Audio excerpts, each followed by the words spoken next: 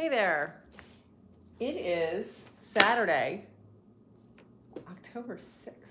Is it the 6th? I think it's the 5th. I don't know. I should have checked. Anyway.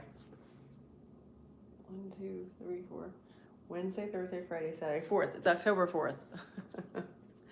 I should have checked that before I turned the computer on, the phone on. But I hope you're having a great day or evening wherever you are. I've been going nonstop all day, but in a good way. Come on, Pumpkin. Go ahead. You gonna jump? Okay, there you go. Hey, Derminwin, welcome from Germany. Pumpkin came over for you. Pumpkin, you have a friend from Germany on. I know, I can't believe it either. It's pretty cool, right? I hope you're having a great evening, or actually morning, I guess, right? Yeah, we're going to talk about a little bit of Joe Dispenza and his wonderful series called Rewired. I was just getting the rest of my notes together a little while ago, but it's really cool. This segment is about placebos and the healing power of alignment. Oh, just 2 a.m. Oh my goodness. Wow. That's amazing. Thank you so much for either staying up late or getting up early. I appreciate that. So we are, yeah, it's about 8:02 here p.m. on the east coast of the U.S. We'll do a little bit of deep breathing to start. Yeah, it's really a fascinating topic, how our brains can create the chemicals that we think we may be taking. Very, very interesting topic. So I'm glad it resonates with you. Let's start with a little bit of deep breathing, and then we'll get into the topic.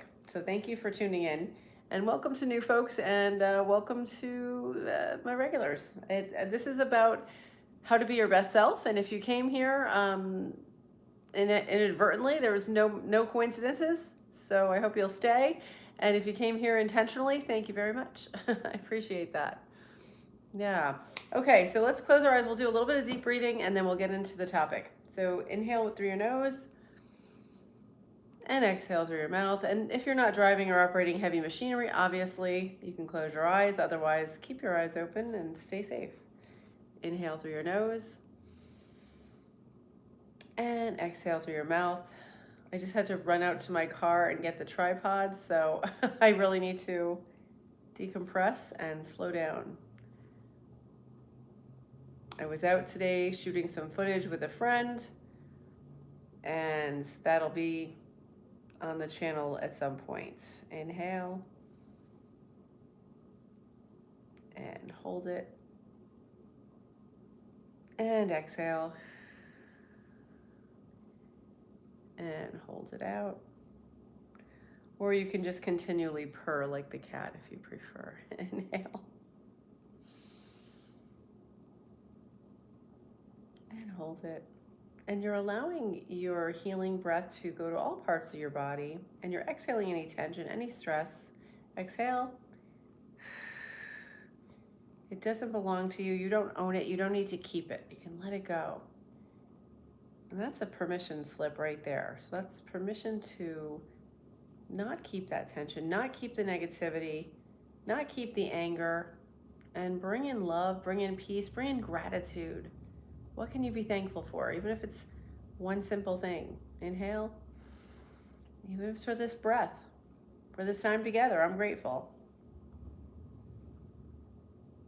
For Pumpkin being here. Thank you, Pumpkin.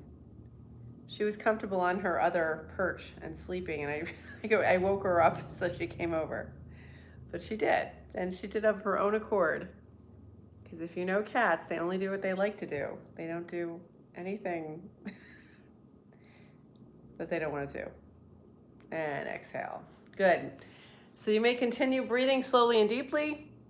Hi, Alma. Welcome. Hi, Brian. Welcome back. Yeah. You know what? Pumpkin feels your good aura too, because I'm in this chair a lot and she comes over here periodically, but she always comes for the live. So that's a great point. Thank you so much. So the topic tonight is And I've been watching the series Rewired with Dr. Joe Dispenza on Gaia.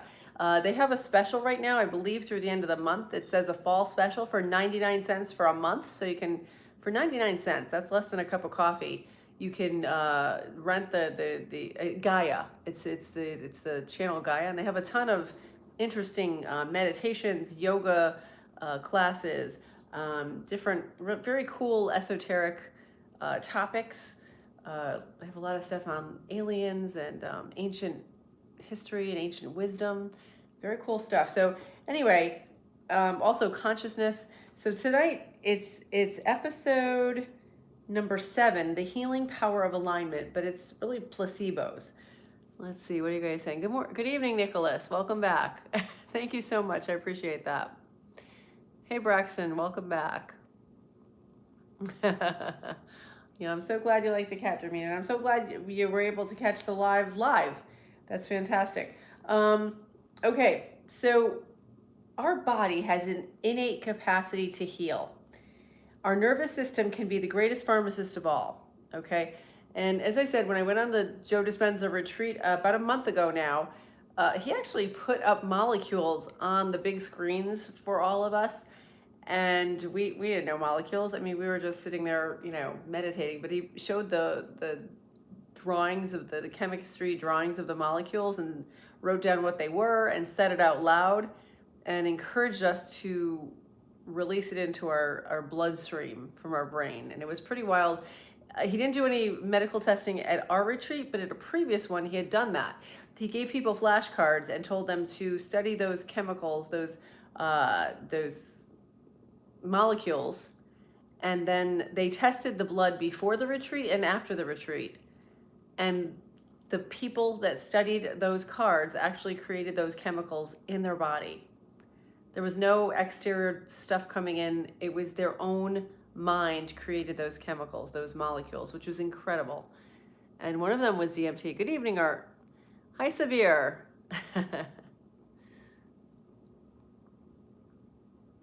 Dopamine, acetylcholine. Wow, yeah, it was definitely DMT, which is super powerful. And we did that at our retreat. I mean, we didn't do it. We released it in our own brains. So he goes on to say, your nervous system can be the greatest pharmacist of all through the power of suggestibility. And he looked up, the definition of placebo means to please.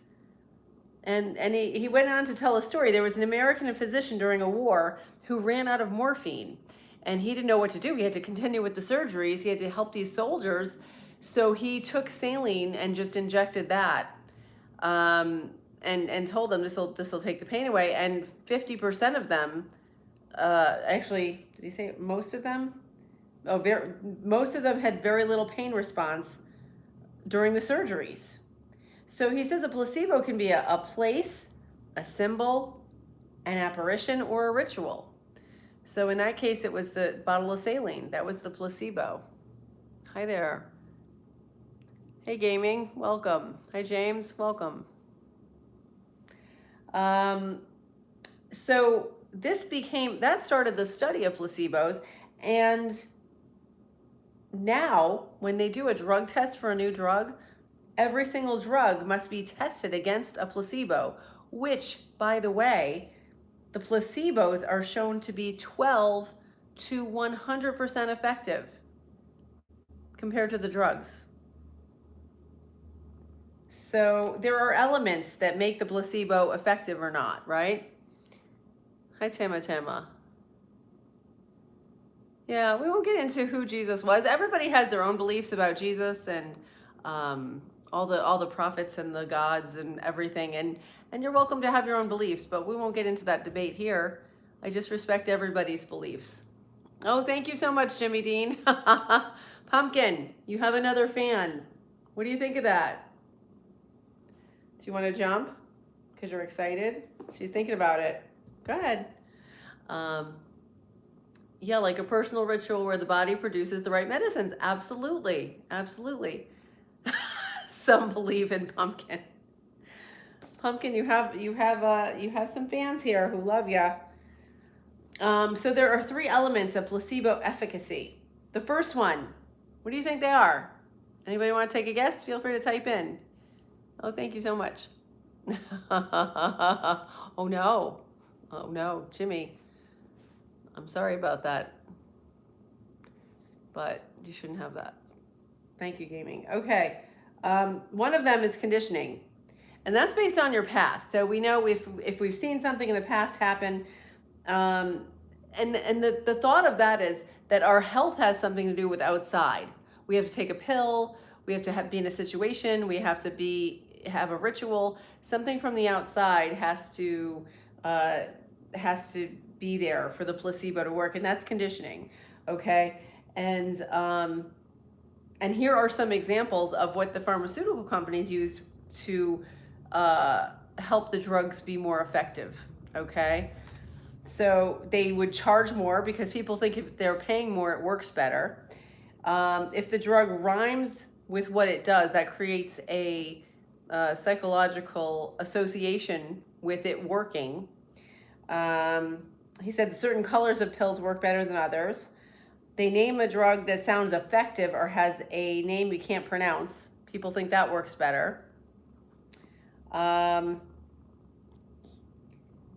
Or if the doctor is enthusiastic, both the drug and the placebo work better in all those cases. So that's pretty wild that there's a lot of psychology involved in having the drugs or the placebos work better. The second one is, let's see. Yeah, I don't know. As a Christian, how can I get a girl for Mary?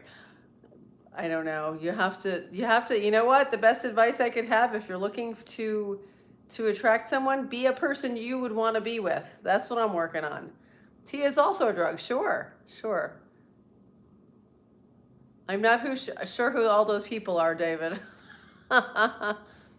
Allowing ourselves to disengage from toxic people helps a lot. That's so true, Art. Yeah, Sergey. Oh, nope. Okay, number 2, expectation based on the future. So what we expect it to do is based on the future. So we have the conditioning, which is based on the past. Now our expectation is based on the future. And if the doctor tells them this drug is highly effective, we can have optimistic, clear intentions and elevated emotions, and that helps our body make that placebo work. There was an example he used of a nocebo.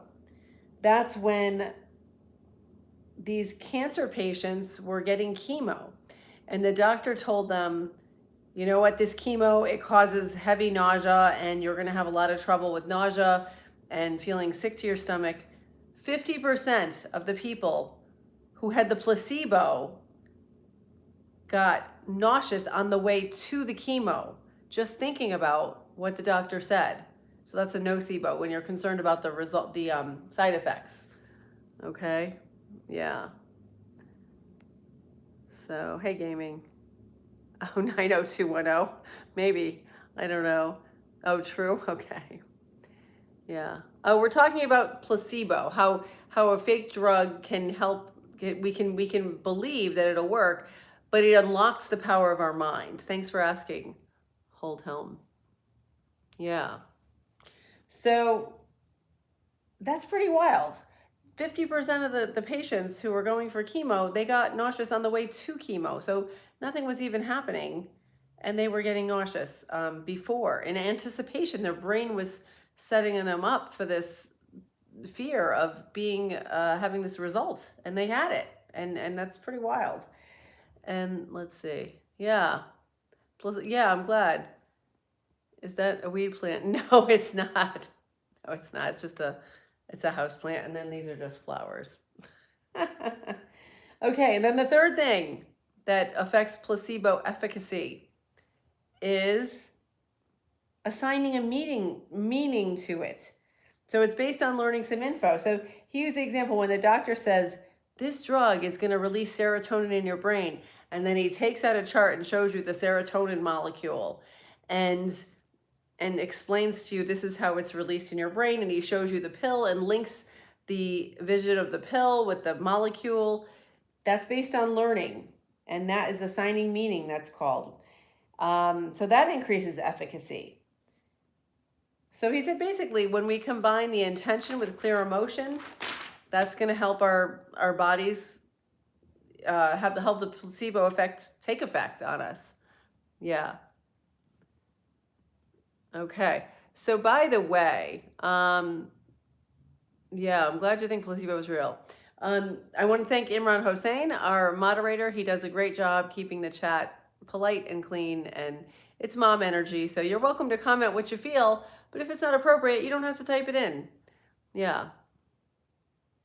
Correct. It's still not understood how the placebo works, but it's clear evidence it works. Well, he's going on to try to explain a little bit of how he sees it to work.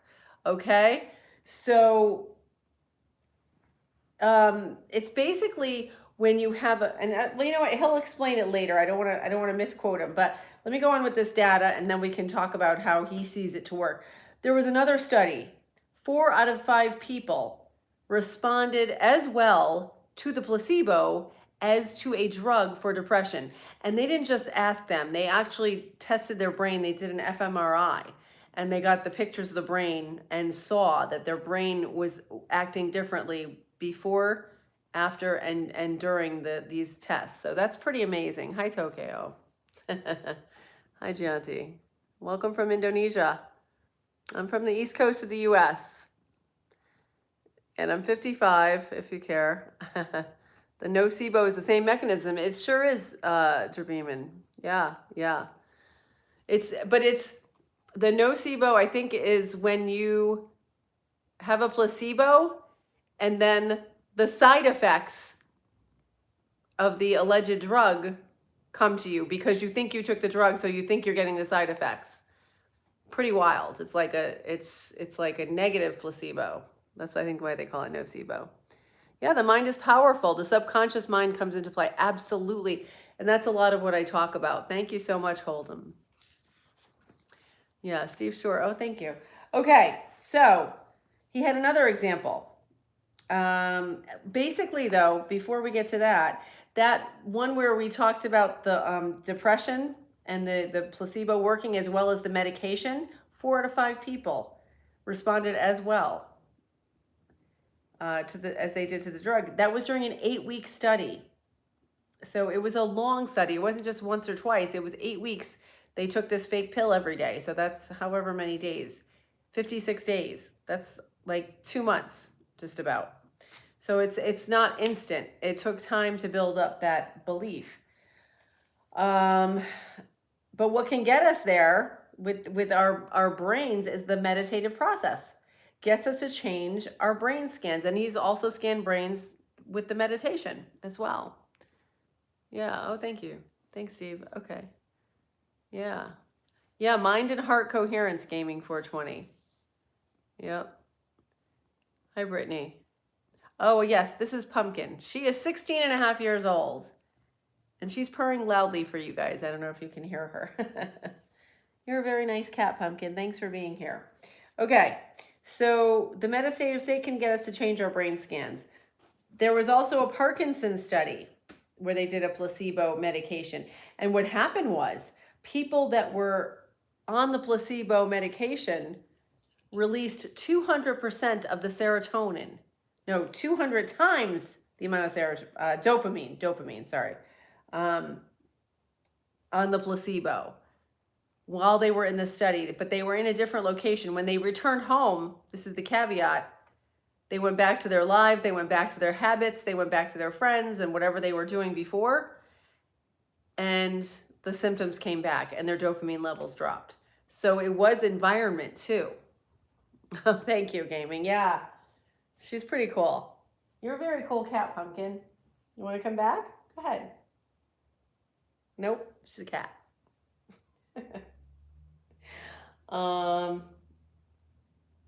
Yeah, and so he suggests to do meditation, but he says you've got to keep consistent with it because there's a couple of things that can undo the benefits. So if you're doing meditation, you have to really be into it and be into the moment and not like think about other problems, and you have to really it's a practice. It's like going to the gym, okay? So number one, that's the first thing. If you haven't really changed from your meditation, you're not going to see a lot of these benefits. Also, some people, when they finish their meditation, they get up and they do like stressful things, or they react the way they used to, or they get angry all the time, or they go back into fear. And he compared that to making yourself a beautiful organic breakfast and then eating junk food all day. So you really have to kind of maintain that peaceful vibe mindset in order to see the benefits from the meditation. But he does suggest meditation. Okay, let's see where we left off here. Yeah, okay. All right. Oh, thank you. Love Pumpkin. Yeah, hey, Tokyo. Pumpkin, you got another fan. Yeah. Qigong. Oh my goodness. Yes, that's beautiful too. I teach a Tai Chi and Qigong class to some seniors on Fridays, and I love it. It's fantastic. That's a beautiful practice. Yep. Yeah. She is a great cat. She just started jumping back and forth on this chair thing like a year ago, maybe 2 years, but she never did that before. I don't know. It's cool. It's pretty good for a senior citizen. I'm impressed. Yeah, you love the gym. You know what? You might start and you might not love it. Probably not. Like, it's hard to start if you haven't been going, but once you get into it, it releases those endorphins and again, those internal chemicals. And like now I'm addicted. I have to go to the gym otherwise it just I'm not in as good of a mood all day. Like it puts me in a good mood for the day. I go in the morning. I don't know if you go at night or I couldn't go at night. I couldn't keep it consistent. So I like to go in the morning because then I have all my chemicals for the day. Oh, hypnotherapy. Yeah, that's fantastic. Did you have a good experience with it? I'd love to know. Oh, that's nice. Hash browns in 6 to 8 hours. You'll make some delicious hash browns. Thank you. They said you're wise, Pumpkin. You knew that, right? Okay. Yeah, so that was that was a lot of information. So basically he tells us how can we get into this get into our brains making these chemicals. He says we have to change our frequency, or we have to maintain our frequency. If we're making them and we're doing a great job, like someone said, going to the gym, yeah, that's great. We can do it through many different ways. I mean, aside from taking something externally, drugs or medication or whatever, maybe you have to, and that's its own thing. But if you want to just feel good, you can do it through a lot of different ways. Yeah. I didn't remember any of it. So it probably didn't go well. Well, maybe it did. My therapist helped me in a lot of ways. Okay, good. That's fantastic. Yeah, you know what? Sometimes trying something and then realizing maybe that didn't work, then you know one way it doesn't work. But maybe it did work and you just don't realize it. Who knows? I don't know. I'm going to be learning hypnosis in my doctorate course. I'm so excited about that. It's kind of exciting, like how the brain works, and how we can change our perspective, our thoughts can shape our perception. Our thoughts can shape our world. It's really wild, very powerful. So what he says though is the choice you make in the moment moves your body out of the past and into the future. And I think that's something to think about. We don't have to live in the past. We don't have to tell ourselves the same things. We don't have to do the same things we've always done. We can try new things, and we're infinite. We are eternal. So we have so much more power than we realize, but we may have to do a little work. We might have to get a little uncomfortable. We might have to try something that we don't normally do. Get out of our comfort zone. And at first, that can be very difficult and challenging and even painful sometimes. But then once you get used to doing it, then that becomes kind of a thrill. So I don't know if anybody's at that point. I'm kind of there where I kind of like being a little bit uncomfortable now because it means I'm growing. It means I'm changing. and that's always exciting. And that's, and sometimes I need to go back the way I was, and sometimes I need to keep going the new direction. It's really, it's a constant evolution. Yeah. Oh my goodness. Yeah, we did talk about, hang on, let me see. I missed some of the checks. I was yapping. Yeah, Messenger. Okay, thanks, gaming. Yeah, alpha beta brainwaves. Absolutely. We talked about brainwaves. I think it was last Saturday or Sunday, but he was talking all about theta and gamma and beta, all the different hertz and the different types of brainwaves. But basically, oh, go right ahead. You seem like you have an urgency. Go right ahead.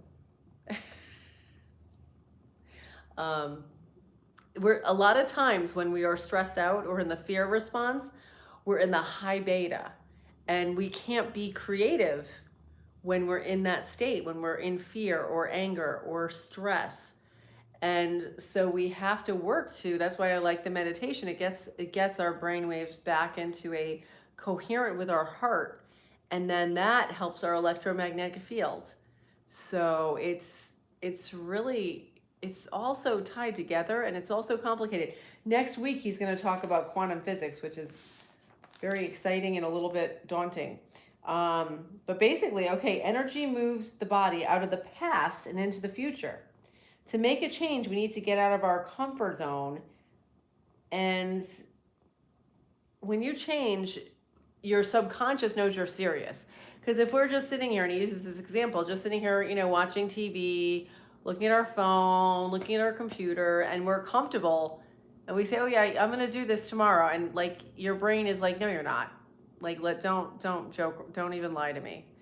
So your subconscious knows when you mean it and when you don't. So don't even bother trying to fake it. Like, you have to, sometimes something has to happen where it drives you to change, or sometimes you just have to make a decision. But usually when you're going to make a change like that, a big change, you'll feel it. You'll feel an emotion. You'll be like, you know what, this is it, I'm doing it. Or something happens where you have to respond to the change, which, sometimes a challenge can be a blessing if it gets you to move in a different direction.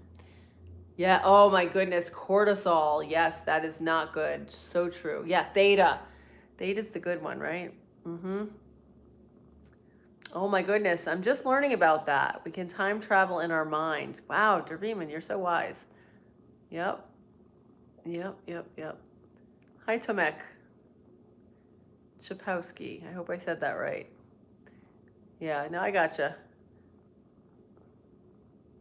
Well, it does create cortisol. So yeah, I know what you meant. Yeah, there isn't a company which produces brain sensors to read the pupils, to read when pupils can't learn and need a break when it's good for them. Wow. Yeah, there's also some pretty interesting studies that have been done with what is it called? I can't remember what the title of it is. I think it's, no, I don't know. But anyway, they had Bessel van der Kolk was talking about it. He was setting up studies where they would actually give these kids with ADHD these video games to play with, and they just totally they changed their brain waves, and then they were able to function better. It was amazing. Like, he's like, I don't know why we don't do it sooner. Hi, Ishwar, welcome. Thank you. Hi, Prince. I love everybody. Yeah, I'm good. How are you folks? I hope you're having a good day or evening or middle of the night, wherever you are. So he says that when we want to, the choices we make in the moment moves the body out of the past and into the future. And when we do want to change, here are the ways we need to really think about changing. We need to change our body, which is, getting up and going and doing something, take action, right? Our environment. Sometimes we have to physically, like, get our clothes laid out. Let's say it's going to the gym and you want to start going to the gym and you haven't. Okay, you have to set your alarm. You have to change your environment. I like to, back when I was in college, I had to get up early for rowing and crew. And I would just go to sleep in my gym clothes because I knew I had to get up at like 4:30 in the morning, and I didn't want to wake my roommate up. So I'm like, I'm just gonna go to sleep in my workout clothes and go. And it was a little weird, but it worked. Okay, sometimes you have to do things that are not conventional. And then time, you have to dedicate time. Like you say, I'm going to the gym tomorrow. I'm going to get up and do it at this time, or I'll do it in the evening, whatever works for you. But you have to make those commitments. And then when we do, it instructs new genes and can change your energy. Okay, I'm almost done. We only accept, believe, and surrender to thoughts that equal our internal state.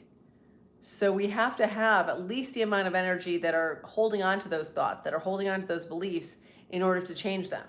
And usually it requires more energy, okay? So,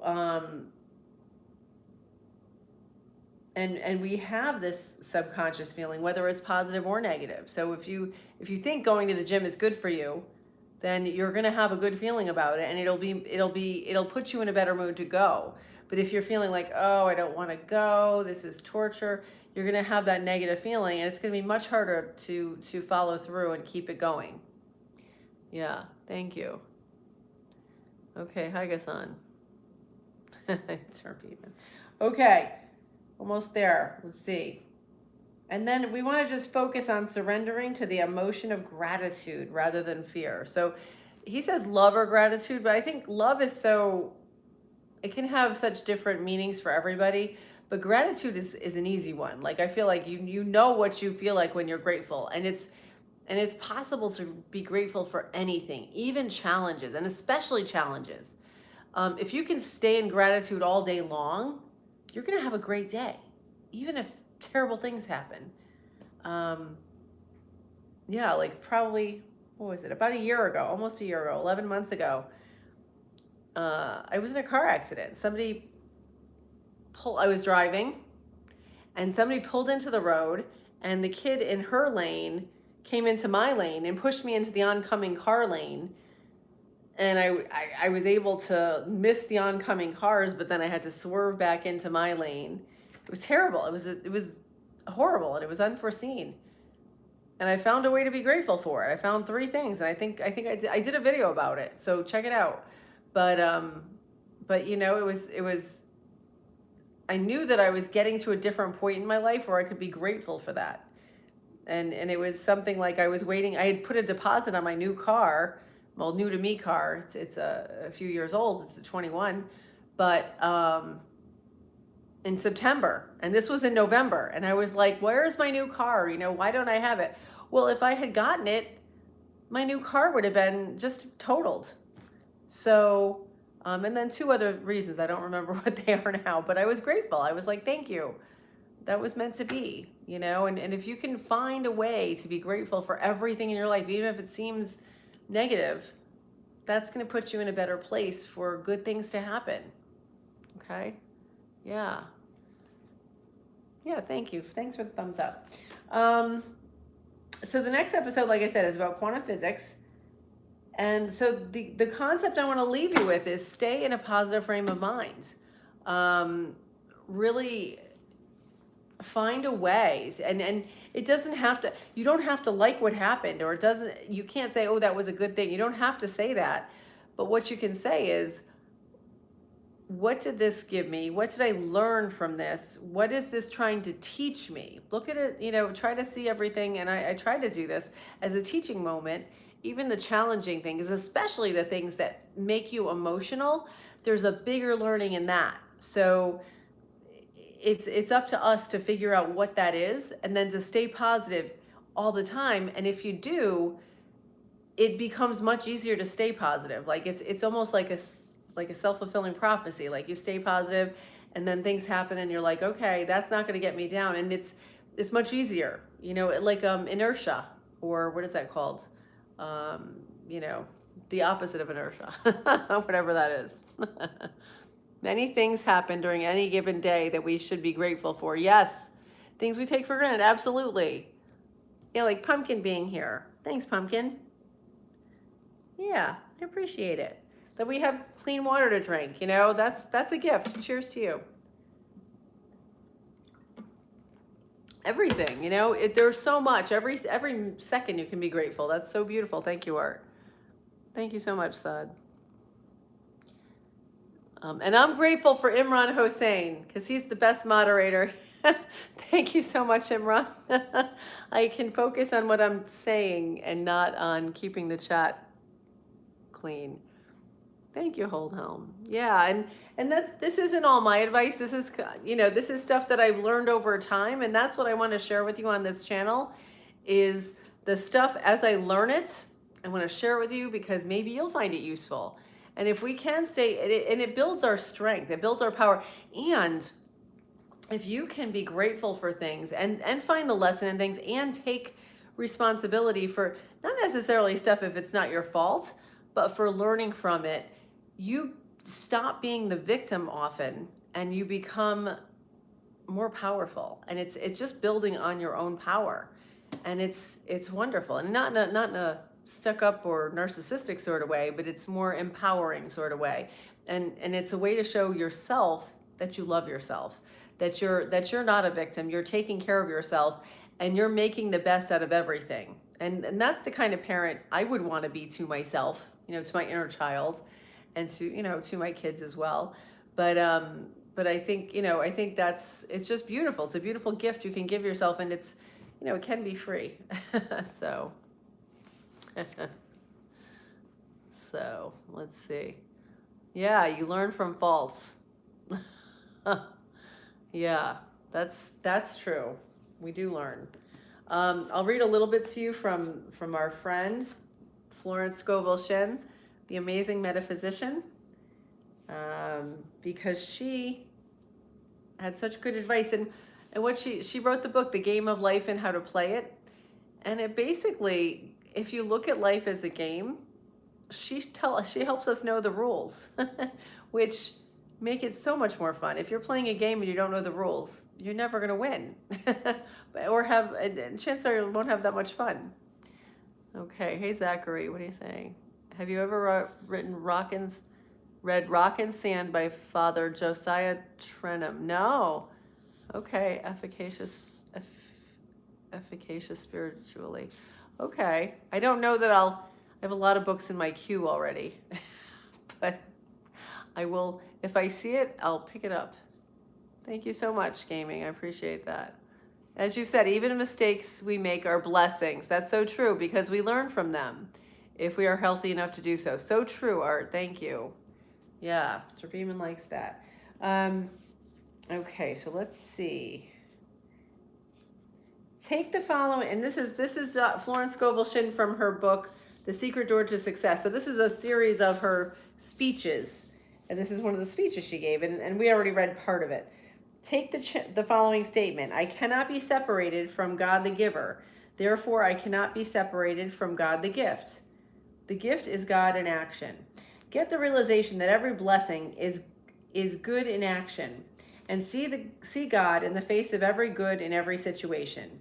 This makes you master of all conditions. And then she gives an example. A woman came to me saying that there was no heat in the radiators in their apartment, and that her mother was suffering from the cold. She added, the landlord has declared that we can't have heat until a certain date. I replied, God is your landlord. She said, that's all I wanted to know, and she rushed out. Oh, hi, Pumpkin. That evening, the heat was turned on without asking. It was because she realized that the landlord was God in manifestation. This is a wonderful age, for people are becoming miracle-minded. It is in the air. Quoting from an article which I found in the New York Journal and the American by John Anderson, it corroborates what I have just said. The title of it is Theater Goers Make Hits of Metaphysical Plays. If, said a cynical manager, who shall be called Brock Pemberton with a slight, this is really hard. This isn't making sense to me. If, said a cynical manager, who shall be called, I'm reading it wrong. If, said a cynical manager, who shall be called Brock Pemberton with a slight accent of sarcasm in his voice, the other night on intermission curbside talk, you fellows, meaning the critics, know so much about what New York public wants. Why don't you tell me what to produce? So I guess he's a producer and he was failing. So he's cynical. He's like, if you know so much, why don't you tell me what to produce? Okay. Why don't you run me into business instead of out of it? Why don't you tell me what sort of play the playgoers want to see? I would, I said, but you wouldn't believe me. You're hedging, he said. You don't know, and you're trying to cover up by pretending to know more than you're willing to say. You haven't any more idea than I have this minute of what sort of plays will succeed. I have, I said. No, so this is her talking to this play producer. There is one surefire success, one theme that works and has always worked, whether it's competing with boy meets girl mysteries, historical tragedies, etc. No play on the theme has ever completely failed if it had any merit at all, and a lot of poor ones have been big hits. You're stalling again, said Mr. Pemberton. What sort of plays are they? Metaphysical, I said, fouling slightly with the big word and waiting quietly for an effect. Metaphysical, Mr. Pemberton said. You mean metaphysical? I paused for a moment since Mr. Pemberton said nothing and went right on spouting titles such as Green Pastures, Star Wagon, Father Malachi's Miracle. Some of these, I added, reached the public over the head of critics, but Mr. Pemberton had departed to ask probably at every theater in town, is there a metaphysician in the house? Okay. I don't know what that was, guys. I should have read that ahead of time. That wasn't a great message. She's just telling a story. Basically, she's saying, do a metaphysical play. Let's see what happens. Oh, all right. So here's her point. People are beginning to realize the power of their words and thoughts. They understand why.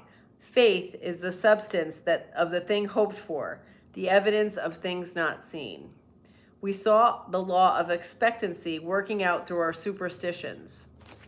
Okay, so basically, whatever you are thinking, our thoughts become our actions. And that goes with the placebo effect and the nocebo effect that we talked about tonight. So thank God that all tied back together. I was like, oh no, what did I do? So thanks for your patience.